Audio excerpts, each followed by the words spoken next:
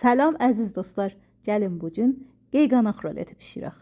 Bu ləzzəti bişirməyə belə başlayıram ki, bir kasəyə 3 yumurtanı qırıb, üzərinə 3 yemək qaşığı dolu un və 1 paket vanil əliyirəm. Unumuzu ələdikdən sonra üzərinə sevdiyiniz qədər zəfəran töküb və 3 dolu yemək qaşığı yoğurt artırın. Əziz dostlar, diqqət eləyin ki, qabartma tozu tökmədim, çünki şişməsini istəmirəm. Rol olmaz o zaman.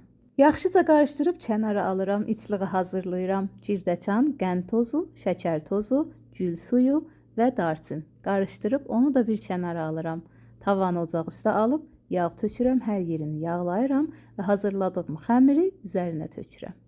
Səbirlə çox az ateşdə iki üzünü də yavaş-yavaş pişirib və qızardıram. Şərbəti də qabaqcadan hazırlamışam. 2 livan şəkər, 1 livan su, hel, zəfəran. Yarısı yetərli olur bu qayğanağa. Qeyğanağın iki üzü də qızardıqdan sonra hazırladığım şərbəti üzərinə tökürəm.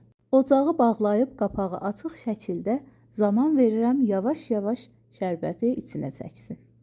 Qeyğanaq xəmirinin o baş bu başından biraz yer qoyub, ortasına hazırladığım içliği töküb və yayıram. O baş bu başından yer qoymaq səbəb olar ki, bükdükdən sonra içliq eşiyə tökülməsin.